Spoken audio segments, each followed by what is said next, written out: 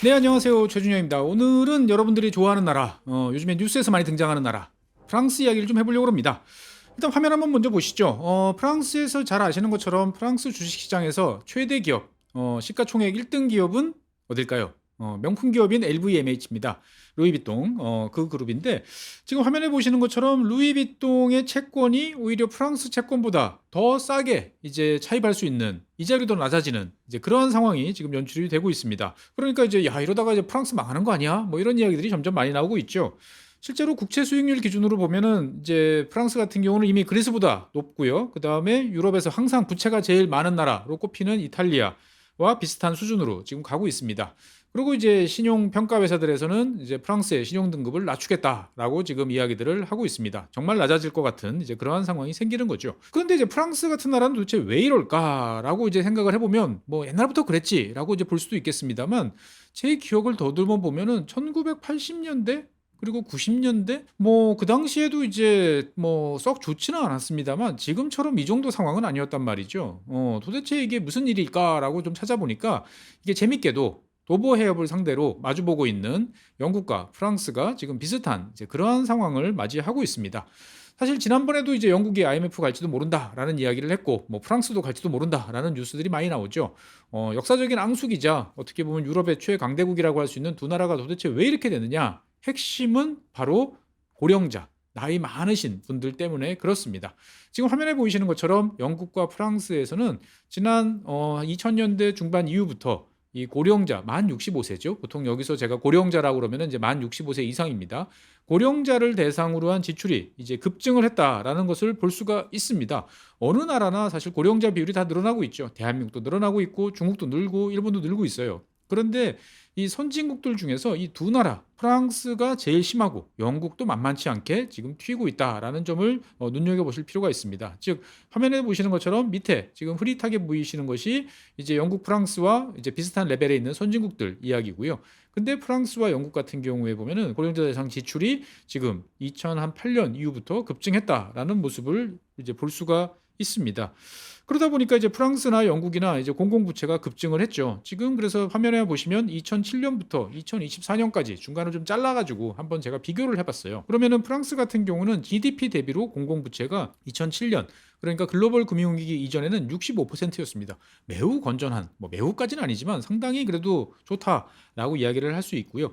영국 같은 경우는 더 좋았죠. 50%가 안 됐습니다. 43%밖에 안 됐어요. 그런데 08년을 거치고 나면서 시간이 한 15년 정도 지나니까 어떻게 됐죠? 2024년 기준으로 보니까 프랑스 같은 경우에 보면은 113%까지 증가를 했고요. 영국 같은 경우도 101%로 해서 넘어갔습니다. 이탈리아 같은 경우는 오히려 당시에 103%, 100%를 넘어섰어요. 그러니까 되게 아웃라이어였어요. 튀는 나라였는데 지금은 보니까 어떻죠? 135% 올라가긴 했습니다만 영국과 프랑스 튀는 거에 비하면 차라리 괜찮다. 나름대로 잘 선방하고 있다라고 이야기를 할 수가 있겠습니다. 그래서 저는 이 그래프를 보면서 다음번에 한번 요 나라를 다시 한번 이야기해 봐야겠다는 생각도 사실 잠깐 들었어요. 어떤 나라? 스웨덴. 스웨덴 같은 경우에 보면은 2007년에 공공부채가 GDP 대비로 한 40% 육박했습니다. 39%였는데 지금 몇 퍼센트죠? 33%예요. 낮아졌어요. 그러니까 제가 스웨덴에 대해서 이러쿵저러쿵 안 좋은 이야기를 여러 번 해드렸는데 그게 어떻게 보면은 이러한 재정 건전성을 유지하기 위해서 노력하다 보니까 나타나는 결과가 아닌가라는 생각도 좀 해볼 수가 있는 거죠. 어쨌건 다시 주제인 영국과 프랑스로 이제 넘어와 보면 사실 영국과 프랑스는 인구 구조, 즉 출산율이나 이런 것을 보면 다른 나라에 비해서 상당히 양호한 편입니다. 지금 화면에 보시는 것처럼 다른 나라들은 다 지금 이렇게 떨어지고 있어요. 여기 보면은 하이 인컴 컨트리스라고 표현돼 있죠. 그러니까 선진국들 같은 경우가 낮은데 그거에 비하면 프랑스나 영국 같은 경우에 보면은 상대적으로 높습니다. 제가 인구에 관해서 여러 차례 방송을 했는데 그때마다 프랑스가 상대적으로 상당히 신기할 정도로 높다. 한 1.65, 1.7 정도를 유지하는 게 참 대단하다라고 이야기를 했죠. 뒤집어 말하면 어떻게 보면은 인구가 이런 식으로 그래도 출산율이 버티고 있기 때문에 상대적으로 재정을 유리하게 끌고 갈 수 있는 잠재력 있는 나라가 두 나라인데 오히려 더 좋지 않다. 도대체 왜 이런 결과가 나오느냐라는 궁금증을 한번 가져볼 필요가 있는 거죠. 영국이나 프랑스나 특히 프랑스 같은 경우에 보면은 이 문제가 뭐냐면은 연금 수급자 만 65세가 넘어가면 이제 연금을 받죠. 이게 뭐 연령대는 왔다 갔다 좀 합니다만 어떻든 간에 두 나라의 인구 구조상 연금 수급자가 급증을 하고 있고 연금 수급자가 너무 많은 혜택을 받아가는 게 두 나라의 이제 재정 악화의 핵심이다라고 이제 볼 수가 있겠습니다. 화면에 보시는 것처럼 프랑스 같은 경우에도 지금 1970년부터 쭉 비교를 해보면 지금 어마어마하게 증가를 했다라고 이제 볼 수가 있겠고요. 영국 같은 경우도 마찬가지의 모습을 보이고 있습니다. 그러니까 이제 뭐 시간이 지날수록 고령자 비율이 증가하는 건 어쩔 수가 없는데 그 고령자에 대해서 옛날에 고령자가 전체 인구에서 차지하는 비중이 낮을 때 넉넉하게 지불하던 어떻게 보면 좋은 그러한 혜택들이 지금 인구 구조 변화에 따라서 좀 줄여야 되는 상황에서도 줄이질 못하다 보니까 지금 양국 재정이 엉망이 되고 있다라고 이 말씀을 드리겠습니다. 그래서 영국 같은 경우에 보면은 몇 차례 시도를 했어요. 그러니까 이 고령층에 대해서 들어가는 뭐 의료 비용이라든지 이런 것들이 너무 많다 보니까 고소득층에 대해서 뭔가 추가적으로 세금을 더 물려가지고 한번 좀 이 문제를 좀 해결해 보겠다라는 시도를 보수당에서도 하고 노동당에서도 하고 그러는데 다 실패를 했어요. 그러다 보니까 이제 이것이 지금 잘 안 되는 그런 상황이라는 거죠.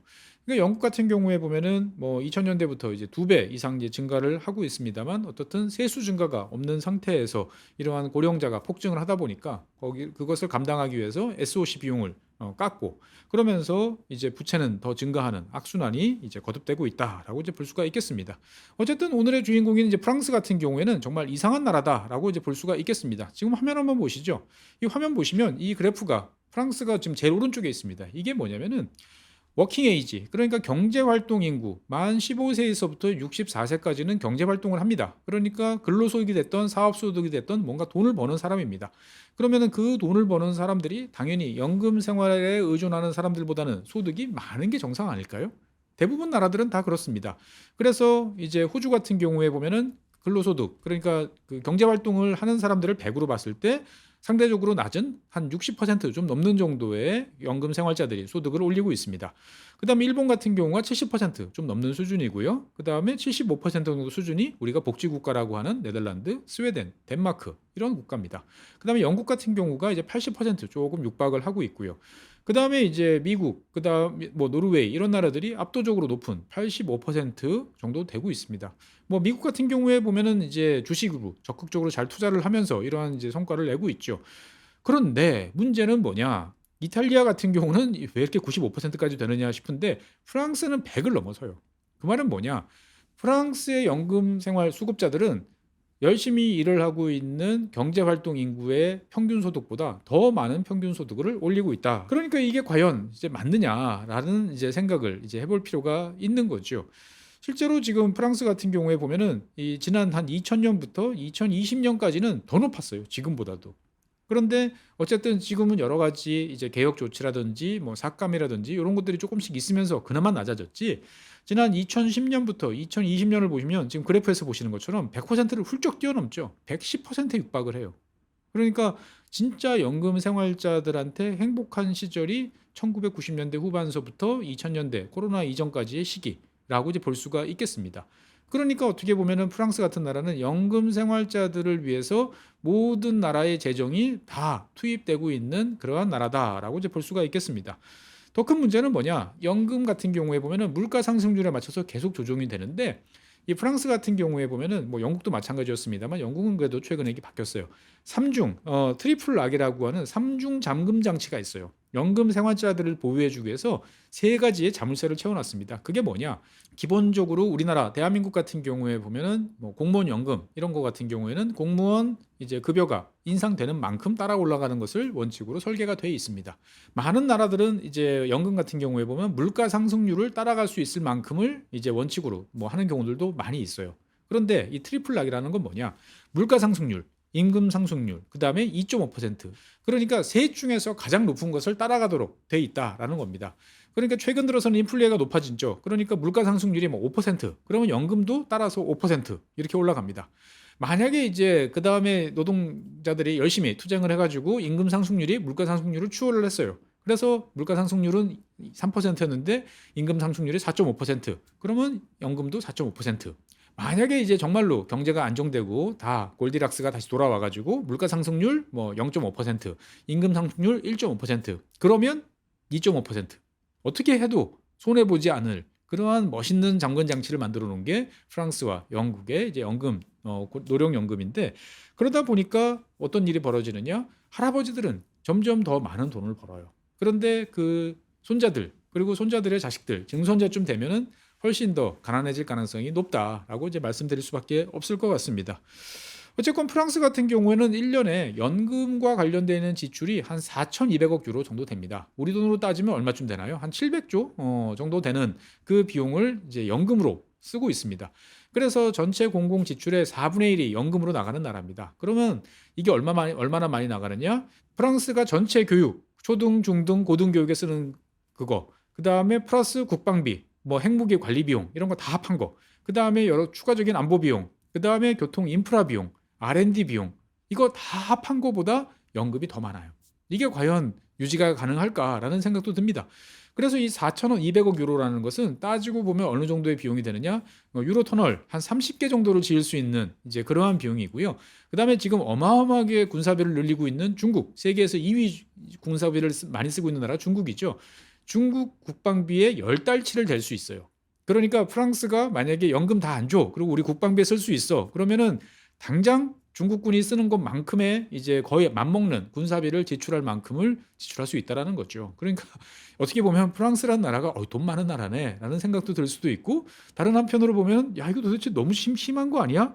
라는 생각도 드는 거죠. 마크롱 대통령이 집권한 이후에 프랑스의 공공부채는 한 1조 유로 정도가 늘었어요. 그런데 그 1조 유로 는 것 중에서 50%가 연금을 지급하기 위해서 빌려온 돈이다라고 이제 볼 수가 있겠습니다. 그러니까 이게 과연 이제 맞느냐라는 생각이 드는 거죠. 화면을 한번 보시죠. 화면 한번 보시면 이제 납세자가 내가 1,000유로를 냈어요. 그러면 그 1,000유로라는 세금이 어디로 가나를 한번 브레이크다운 한번 나눠 본 거죠. 나눠 보면은 이제 내가 1,000유로를 내면 그 중에 560유로는 연금으로 갑니다. 그 다음에 88유로가 교육으로 들어가요. 그리고 난 다음에 여러 가지 뭐 공무원 월급이라든지 이런 것들이 한 66유로 정도 들어갑니다. 그리고 경제 활동을 촉진시키기 위한 여러 가지 이제 정부가 지출해주는 보조금이나 이런 활동들이 한 60유로 정도 되는 거죠. 그리고 이제 공공시설 유지하는데 한 50유로 들어갑니다. 그리고 국방비에 30유로 들어가요. 그러니까 현재 프랑스 같은 경우에 보면은 납세자가 내는 돈 지출로 따지면 내가 내는 돈의 절반 이상이 자관연금으로 들어간다라고 이제 볼 수가 있겠습니다. 그러다 보니까 이제 은퇴 생활자 입장에서 봤을 때는 매우 좋습니다. 그러니까 모든 사람들이 그래서 연금에 대해서 손을 댄다라고 그러면 앞다투어서 뛰어나와서 화염병 던지고 여러 가지 난리가 나는 이유가 뭐냐? 나도 나이가 들면 저렇게 받고 싶어. 받을 거야. 어떻게 보면 되게 묘한 연대. 우리 같으면 야 이러면 나라 망해라는 생각이 드는데, 프랑스 같은 경우는 나도 그렇게 받을 거야라는 생각이 훨씬 더 강하다라고 이제 볼 수가 있겠습니다. 그러니까 참 신기한 이제 그런 상황인 거죠. 그래서 원래 프랑스가 이러한 나라였냐라고 보면 그렇지는 않습니다. 그러니까 뭐 영국과 마찬가지로 프랑스 같은 경우도 2차 세계 대전 이후에 전쟁에서 이제 2차 세계 대전에서 승리하고 난 이후에 그걸 뭐 상처뿐인 승리다라고 이제 말할 수도 있습니다만, 영국과 마찬가지로 프랑스도 사회복지와 관련되어 있는 여러 가지 이제 드라이브를 걸기 시작을 하는 거죠. 그래서 당시에 만 65세가 지나면 모든 국민한테 연금을 준다라는 이제 이러한 국민연금을 이제 도입을 했던 겁니다. 그런데 당시에는 당연히 인구 구조가 이제 피라미드 구조였으니까 수급자 한 명당 경제활동 인구 한 5명 정도가 붙어 있었던 거죠. 그러니까 충분히 어렵지 않게 서포트를 할 수가 있다라는 시대가 있었던 거죠. 그런데 현재는 몇 명이냐? 1대 2입니다. 그러니까 고령자 연금 수급자 한 명에 이제 경제활동 인구 2명. 그나마 프랑스니까 그렇죠. 우리나라 같은 경우는 조만간 1대1이 될 것 같은 이제 그러한 이제 상황이 되고 있습니다. 문제는 어디서부터 시작됐느냐? 1980년대부터 시작됐습니다. 그래서 1940년대, 50년대에 계속 65세 이렇게 맞춰왔다가 1980년대 이제 그 81년이죠. 미테랑 대통령이 이제 처음으로 좌파 사회당이 이제 집권하는 일이 생깁니다. 그러면서 65세였던 이 연령을 60세로 확 끌어내립니다. 그러니까 국민들 입장에서 봤을 때는 좋죠. 나는 5년 동안 더 일을 해야 되는데 그냥 그 전에 내가 조기 은퇴를 해도 돈을 벌 수 있어 라는 생각이 드니까 좋죠. 그래가지고 이 1980년, 81년 미테랑 대통령이 이제 60세로 하면서부터 20년 넘게 이제 한 20년 가까이 이제 60세가 유지되다가 마크롱 대통령이 어마어마한 갈등을 뚫고 다시 64세로 지금 올려놓은 그러한 상황인 거죠. 그러니까 이제 프랑스 같은 나라는 어쨌든 연금 생활자가 앞에서 말씀드린 것처럼 근로 활동을 하는, 그러니까 경제 활동을 하는 사람들의 평균 소득을 뛰어넘는다라는 거 플러스 연금 생활자들은 예전에 프랑스가 부동산 가격이 저렴하던 시절에 집을 다 샀어요. 그러니까 연금 생활자 대다수는 지금 경제활동 인구보다 더 많은 자가주택 소유율을 가지고 있습니다. 그러니까 나는 임대료도 안 나가. 심지어 그 집을 이제 세를 주고 내가 어디 저렴한 지방에 가서 다시 살 수도 있겠죠. 그러니까 어떻게 보면은 이중의 소득을 올리고 있다라는 점에서 여러 가지로 이제 연금 생활자들을 너무 해주는 거 아니냐라는 이야기들도 나오고 있습니다. 그러니까 노인을 위한 나라라고 하면은 프랑스 아니냐라는 이야기가 나오는 배경인 거죠. 그러니까 세금 감면 혜택도 있어. 집도 가지고 있어. 그러다 보니까 여러 가지로 가처분 소득이 오히려 더 높은 이런 일들이 지금 발생하고 있는 게 프랑스다라고 말씀드리겠습니다. 그래서 이제 프랑스의 여러 가지 측면을 뜯어보면 정말 노인을 위한 나라구나라는 생각이 듭니다. 대표적으로 이제 프랑스 같은 경우에는 이제 공무원들 급여가 높아 뭐 이런 이야기들을 통계적으로 볼 수가 있습니다. 그런데 그것은 착각이더라고요. 무슨 말이냐? 그러니까 이제 공무원들은 실제로 프랑스 공무원들의 급여는 거의 오르지가 않습니다. 그러니까 생활고에 시달리는 프랑스 공무원들이 꽤 많다 이런 이야기들도 있더라고요. 그래서 왜 이런 괴리가 발생하느냐 봤더니 퉁 쳐가지고 그냥 행정비용이라고 이제 집어넣습니다. 그러고 난 다음에 퇴직 공무원들한테 급여를 지용하는 비용을 그걸 쓰는 거예요. 그러니까 선배님들은 나보다 훨씬 더 높은 급여를 받아요. 현직에 있는 후배들은 훨씬 낮은 급여를 받고 이게 말이 돼? 라고 생각하지만 이게 프랑스의 현실입니다. 그 다음에 이제 프랑스 같은 경우는 특히 선생님들 같은 경우에 보면 유럽연합 중에서도 가장 낮은 수준의 임금을 받고 있습니다. 상당히 이제 여러 가지로 그래서 사회 문제가 되고 있는데 퇴직 교사들은 훨씬 높은 연금을 받고 있습니다. 과거 자기가 받던 거를 그대로 받으면서 플러스로 계속 더 안정적으로 올라가는 데 비해서 공무원인 이제 프랑스 현직 교사들은 그런 혜택을 받지 못한다라는 거죠. 그러니까 이제 전체 고용 비용 이것은 다 교육에 들어가는 비용이야라고 해서 이렇게 예산을 부풀렸는데 그 중에 상당수는 현직 교사나 학생들이 아니고 오히려 이제 선생님들을 위한 별도의 그런 주머니로 이제 빠져나간다라고 볼 수가 있는 거죠. 이런 거의 정점은 프랑스 국방비입니다. 프랑스 같은 경우는 최근에 트럼프 대통령이 그동안에 GDP 2%를 해라라고 했는데 프랑스가 2%를 꽤나 잘 맞췄어요. 그래서 저도 깜짝 놀랐습니다. 야, 프랑스가 핵무기 뭐 현대화 이런 데 뭐 쓰면서 국방비를 많이 늘렸구나 생각을 했는데 그게 아니었습니다. 무슨 말이냐? 프랑스 같은 경우도 이제 우리도 마찬가지로 이제 군인연금이 있잖아요. 군인연금 같은 경우도 우리나라도 이제 꽤 오래전부터 적자가 돼가지고 국가 예산으로 이제 해주는데 프랑스 같은 경우에 보면은 군인 연금과 관련된 사항들이 다 국방비로 이제 들어가는 겁니다. 그러니까 군인 연금 이 지급액이 늘어나니까 자연스럽게 국방비가 늘어나는 효과를 가져와요. 그래서 당당하게 우리는 벌써 GDP 2%를 달성했다라고 이야기를 지금 할 수가 있는 이런 상황이 프랑스다라고 이제 볼 수가 있겠습니다. 그래서 지난 2024년 기준으로 보면은 그 전년도에 대비해서 저축이 증가를 하겠죠, 사람들이 아무래도. 그런데 그 누가 저축을 하는가를 보면은 전체 저축 증가율의 3분의 2는 연금 수급자 몫입니다. 그러니까 만 65세 이상 나는 이미 집도 가지고 있어. 렌트 뭐 줄 필요도 없어. 소비 수준도 이미 집에 다 갖춰놨으니까 뭐 내구재 살 것도 없어. 남으면 뭐 하겠습니까? 저금하겠죠. 그러니까 프랑스에서 저축이 추가적으로 이루어지는 거에 3분의 2는 연금 수급자들이 하는 거다. 그리고 70세 정도 되면은 이제 저축률이 25%를 넘어섭니다. 어마어마한 저축률인 거죠.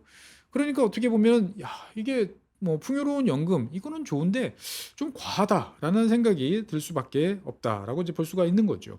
그러니까 만 70세를 넘어가시는 연금 수급자들은 저축률이 25%예요. 그런데 진짜 한창 일해야 되는 이제 30세 정도 되시는 분들은 저축률이 9%가 안 돼요. 그러니까 돈이 없어요. 그러니까 젊은 세대들은 이제 월말에 월급 받으면 이제 한 3주쯤 지나면 배가 마지막 주는 정말 배고픔을 참고 돈이 다 떨어져 가지고 일을 해야 되는 이제 그러한 상황인데 연령이 높으신 연금 수급자들은 지금 저축을 하면서 풍요로운 노후를 보내고 있다. 이게 좀 뭔가 문제가 있지 않나라는 생각이 좀 드는 거죠. 그러다 보니까 어쨌든 이러한 이제 고령자 연금과 관련되어 있는 여러 문제들이 발생을 하면서 프랑스의 이제 재정은 엉망이 되고 있다라고 지금 이야기를 하고 있습니다. 뭐 여러 뉴스에서도 많이 보셨겠습니다만 프랑스 같은 경우에는 비교적 나쁘지 않은, 그러니까 유로 전체적으로 봤을 때 보면은 항상 조금씩 평균보다 좀 넘는 그 재정 적자를 유지해서 독일한테 좀 눈총을 좀 받아왔습니다. 그러니까 독일 입장에서 봤을 때는 유럽 연합을 이끌어가는 양대 이제 세력이죠. 프랑스, 독일이 이제 힘을 맞춰가지고 호흡을 맞춰야 되는데 돈 문제만 나오면 프랑스가 자꾸 도망가는 거죠. 하지만 어떻든 2008년 정도까지 보면 그래도 프랑스가 나쁘지 않은 모습을 보였다라는 것을 볼 수 있습니다. 그러고 난 다음에 조금씩 높았어요. 그런데 문제는 2015년 이후부터 프랑스가 유럽 전체 평균과는 전혀 다른 지금 행보를 보이고 있다라는 점이 이제 문제인 거죠. 그래서 GDP 대비 이제 부채로 보면은 이탈리아, 그리스에 이어서 이제 2위권이라고 이제 볼 수가 있겠습니다. 그래서 이제 2024년 작년 같은 경우에 보면은 이제 예산 적자 같은 경우에도 보면은 GDP의 5.8% 정도가 되는 거죠. 그래서 프랑스를 전체적으로 보고 있으면 최근에 이제 안 좋은 것만 늘어나는 거 아니냐라는 이제 모습을 볼 수가 있겠습니다. 그래서 GDP 뭐 성장률 같은 경우에 보면 나쁘진 않은데 전체 재정 적자 같은 경우에 보면은 유럽 평균보다 훨씬 가고요. 그 다음에 뭐 정부 지출 마찬가지고. 그 다음에 다른 나라들은 정부 부채를 지난 3년 동안 어떻든 갚아 나갔는데 오히려 프랑스는 늘어가고 있고 정부 지출도 늘고 있다라는 거죠. 그러니까 이제 프랑스의 재정 적자가 뭐 최근 2, 3년 사이의 문제는 아닙니다. 지금 화면에 보시는 것처럼 1990년대부터 프랑스는 유럽에서 독일에 비해서는 상당히 좀 약간 방만하다라는 이야기를 좀 들어왔습니다만 그래도 어쨌건 GDP 한 2%에서 3% 정도 수준을 유지를 하려고 노력을 했는데 최근 들어서는 이것이 훨씬 더 쭉쭉 커지면서 재정 적자가 심해지고 있다라고 이제 말씀드리겠습니다. 이게 다 마크롱 탓이냐라고 이야기하면 마크롱 대통령 입장에서 봤을 때는 조금 답답할 수도 있습니다. 왜 그러냐? 마크롱 대통령 같은 경우에 보면은 어쨌든 이제 노동법 같은 경우로 좀 완화를 해서 이제 신규 고용을 늘릴 수 있도록 많이 해줬습니다. 프랑스 노동법은 정말 살벌했어요. 근데 이것을 상당히 많이 풀어줘가지고 어쨌건 좀 낮은 임금이라도 젊은 세대가 노는 것보다는 일하는 게 낫지 않느냐라는 목표를 이제 달성을 하기도 했고요. 우리 생각과는 좀 달리 마크롱 대통령 시절에 외국인 투자가 상당히 좀 늘어났습니다. 그래서 프랑스가 상당히 이제 외국인 투자를 많이 받는 나라로 바뀌면서 여러 가지 좋은 점들이 생겼던 거죠. 그리고 은퇴 연령을 64세로 올리면서 연금 부담도 일정 부분 상쇄하는 데 성공을 했습니다. 그런데 왜 이런 일이 벌어졌느냐라고 보면은 마크롱 대통령 입장에서 봤을 때는 내가 좀 운이 없었어. 나 좀 이해해줘라는 이야기를 할 것 같기도 합니다. 이게 이제 사실 코로나 때문에 좀 그런 면이 있었어요. 그러니까 코로나 때 많은 국가들이 이것을 버티기 위해서 지출을 정부 재정 지출을 많이 늘렸죠. 대한민국도 마찬가지고 미국도 마찬가지고 영국도 마찬가지. 어느 나라나 코로나에 대응하기 위해서 정부 재정 지출을 늘렸어요. 그래서 2020년, 2021년 여기까지는 어떻게 보면은 용납할 수 있었는데 문제는 뭐냐? 이제 2022년 우크라이나 전쟁이 터졌죠. 우크라이나 전쟁이 터지고 난 다음에 에너지 비용이 다시 또 천정부지로 치솟습니다. 특히나 프랑스 같은 경우는 이 당시에 이제 또 운이 안 좋았던 게 원자력 발전이 여러 가지 문제를 많이 일으키면서 믿고 있던 원자력 발전이 또 제대로 역할을 못 해주면서 전기요금이 천정부지로 치솟았죠. 그래서 이걸 대응하기 위해서 국민들한테는 에너지 보조금을 풀 수밖에 없었고 그 다음에 빚더미에 올라앉은 우리로 따지면 이제 한전 같은 회사를 또 돈을 들여가지고 아예 국유화를 시키는 이제 이러한 일을 단행을 했습니다. 잘했죠. 잘한 일이에요. 그런데 문제는 뭐냐? 이 규모가 너무 커졌다라고 이제 볼 수밖에 없습니다. 그러니까 이제 그 마크롱 대통령 같은 경우에 보면 본인이 취임한 이후에 여러 가지 이제 개혁 조치들을 통해서 외부의 투자도 늘어나고 그 다음에 이런 조치들을 취하다 보니까 내가 이제 좀 적절한 감세를 통해 가지고 뭔가를 해볼 수 있겠다라는 생각도 같이 했습니다. 그래서 2018년에 사실 감세도 했었어요. 당시에 이제 부유세도 이제 폐지를 했고요. 그 다음에 자본소득세 같은 경우에도 30%로 단일 세율을 적용하는 것으로 누진세를 폐지를 했죠. 그 다음에 무엇보다도 법인세 같은 경우에 보면 33%를 25%로 낮춰서 대한민국이랑 같은 수준으로 이제 낮췄습니다. 그러니까 자 이제 2020년부터는 제대로 경기가 좋아지면서 내가 원하는 대로 그림이 그려질 거야. 라고 했는데 그때서부터 와장창 했던 상황이 벌어졌던 거죠. 그러니까 지금 결과론이지만 2018년, 2019년에 이제 감세를 안 했으면 지금보다는 조금은 낫을 거다라고 말을 할 수 있습니다만 그거는 이제 결과론이다라고밖에 볼 수가 없습니다. 그러니까 이 마크롱 대통령 같은 경우에 보면 사실 전임 대통령이었던 인기 없던 올랑드 대통령 같은 경우에도 보면 뭐 세금을 좀 올렸고 그 다음에 기업들을 위한 여러 가지 세금 제도 개편, 뭐 그다음에 R&D 고용 이런 거에 대한 세액 공제 이런 것들을 통해 가지고 기반을 잘 만들어 놔서 이거를 잘 계승을 하면서 이제 왔는데 코로나라든지 우크라이나 전쟁이라든지 이런 이제 문제들이 이제 마크롱 대통령의 발목을 잡았다라는 점에 대해서는 좀 안타깝다라고 이제 볼 수가 있습니다만 문제는 뭐냐? 어쨌든 간에 좀 너무하다라는 생각이 드는 거죠. 앞서 보여 말씀드린 것처럼 생산 연령 인구 내가 열심히 나가서 돈 버는 사람보다 연금 수급자가 더 많은 평균 소득을 올린다. 물론 모든 연금 생활자가 이렇게 넉넉한 연금 생활을 누리는 건 아닙니다. 여기에도 내가 이제 기여를 하고 그다음에 높은 소득을 올렸던 사람들이 당연히 더 많은 이제 연금을 받는 건 맞아요. 하지만 어쨌든 평균적으로 봤을 때 야 이거는 좀 너무 심하지 않느냐라는 생각이 드는 거죠. 우리가 복지 국가라고 생각하는 이제 정말 땅 파면은 석유 나오는 노르웨이 같은 경우가 한 85%를 좀 넘어가는 거. 그렇지 않은 뭐 네덜란드, 스웨덴 이런 나라들이 75% 정도 된다라고 생각을 하는데 100% 이거는 정말 선을 시계 넘었다라는 생각도 좀 드는 거죠. 어쨌든 이러한 상황 속에서 프랑스가 과연 재정 문제를 잘 해결할 수 있겠는가라는 이제 의문이 계속 제기가 되고 있습니다. 뭐 어제도 그랬고 뭐 그제도 그랬고 2년 전에도 그랬으니까 꾸역꾸역 잘 헤쳐나갈 거야라고 뭐 생각을 하는 사람들도 많지만 과거 프랑스 혁명이 어떻게 보면은 이 재정 문제를 해결하기 위해서 세금을 더 걷자라고 해서 삼부회를 소집했다가 거기서 우당탕탕 하면서 이제 혁명으로 연결됐던 것처럼 그런 혁명의 전통이 있는 프랑스가 과연 이제 노인을 위한 나라에서 탈피를 할 수 있을 것인가? 라는 궁금증이 드는 2025년 9월입니다. 저한테 어떨 거냐라고 물어보면 저는 못할 것 같다라는 생각이 듭니다. 왜? 어쨌든 모든 프랑스 국민들은 나도 빨리 은퇴를 해서 지금 연금 생활자가 지난 20년 동안 누려왔던 그런 풍요로운 생활을 누리고 싶어. 나도 해줘. 라는 목소리가 너무 높다라는 게 이 문제 해결을 좀 어렵게 하지 않나라는 것이 제 생각입니다. 어쨌든 프랑스의 어떤 이런 문제들은 우리의 미래일기도 할 수 있을 테니까 한번 잘 지켜보면서 어떤 식으로 변해 나가는지 좀 봐야 될 것 같습니다. 네, 오늘은 노인을 위한 나라 프랑스에 관련 여러 가지 이야기를 해봤습니다. 다음 시간에는 새로운 주제로 여러분들 찾아뵙겠습니다. 고맙습니다.